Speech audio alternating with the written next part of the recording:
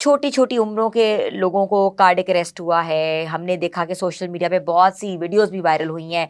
ایک استاد والی ویڈیو نے تہلکہ مچا دیا. وہ پڑھا رہا تھا, ایک دم سے نیچے گرا, اس کے بعد آئی ہرڈ کہ وہ نہیں رہا اس دنیا میں.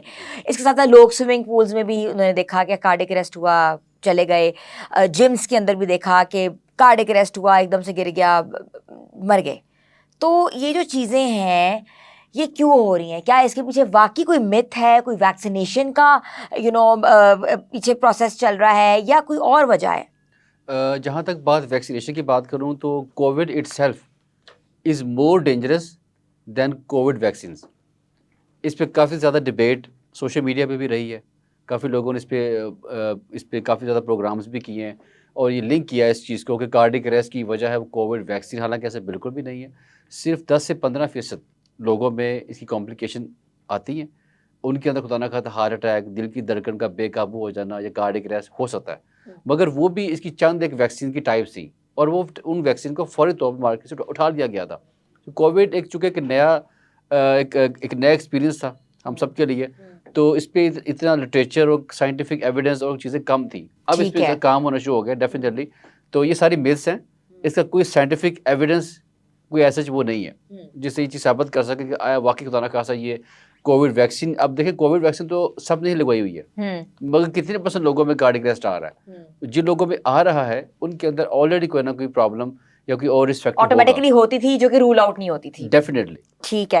اچھا ڈاکٹر صاحب مجھے یہ بتائیے گا کہ خواتین اور مرد سب سے زیادہ ہارٹ اٹیکس کس کو ہوتے ہیں؟ مردوں کو ہوتے ہیں کہ خواتین کو ہوتے ہیں؟ اگر پاکستان میں آپ روز آپ کا یہی کام ہے, روز آپ پیشنٹس لے رہے ہیں, اسٹرینس ڈال رہے ہیں ان کے اندر, ان کی پوری وہ ہو رہی ہیں, سرجریز ہو رہی ہیں, تو آپ کے مطابق کس کا ریشو زیادہ ہے؟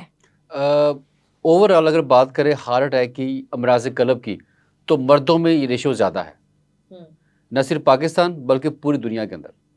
یہ بات سائنس بھی ثابت کرتی ہے کہ اس کے زیادہ ہے. اور فیمیلز کے اندر ان کو ایک قدرتی طور کے اوپر اللہ پاک نے ایک پروٹیکشن دی ہوئی ہے. پروجسٹرون ہارمون ہوتا ہے ان کے اندر ایک, وہ پروجسٹرون ہارمون جب تک تو ان کے اندر مینوپاز نہیں آتا وہ ان کو پروٹیکٹ کرتا ہے. اچھا. خواتین کے اندر یہ بیماری 10 سال بعد آتی ہے, مردوں سے 10 سال بعد آتی ہے. یس. مرد جو ہیں وہ زیادہ ایکسپوز ہوتے ہیں ان چیزوں سے. کیوں؟ اس کی بہت ساری وجوہات ہو سکتی ہیں. ایک تو یہ ہے کہ شاید ایک ہر بیماری کا اپنا ایک نوعیت ہے کہ شاید ان کے اندر یہ اسٹریس کا ایلیمنٹ, ان کے اندر ایک رسپانسبلٹی کا ایلیمنٹ, ان کو زیادہ انوائرمنٹ کے ساتھ لڑنا پڑتا ہے, زیادہ فیس کرنا پڑتا ہے ان کو. پلس یہ کہ ڈیفینیٹلی ان کی جو جاب ہے, ان کی جو اوور آل لائف اسٹائل تھوڑا ڈیفیکلٹ ہوتا ہے ایز کمپیئر ٹو فیمیلز. تو ایگزرشن زیادہ کرنی پڑتی ہے ان کو. ان میں بلڈ پریشر, شوگر, یہ سب تمام چیزیں بھی ان کی زیادہ ہے اگر آپ دیکھیں تو. تو اس کا مطلب کہ فیمیلز جو ہیں وہ بچ گئی ہوئی ہیں, اور جو ہمارے مرد حضرات ہیں ان کو زیادہ ہارٹ اٹیک. ایسا نہیں ہے کہ بچ گئی ہے, مینوپاز تک ان کی پروٹیکشن 45 ایئرس تک ان کی پروٹیکشن ہے. ایگزیکٹلی, بیکاز ریشو کم ہے. یس, یہ ویری کرتا ہے پرسن ٹو پرسن. کچھ فیمیلز میں جلدی مینوپاز آ سکتا ہے, کچھ میں لیٹ آ سکتا ہے. بٹ اوور آپ نے بات صحیح کی کہ 40-45 کے درمیان مینوپاز آ جاتا ہے. جب یہ آ جاتا ہے تو پھر ان میں ریشو برابر ہو جاتی ہے.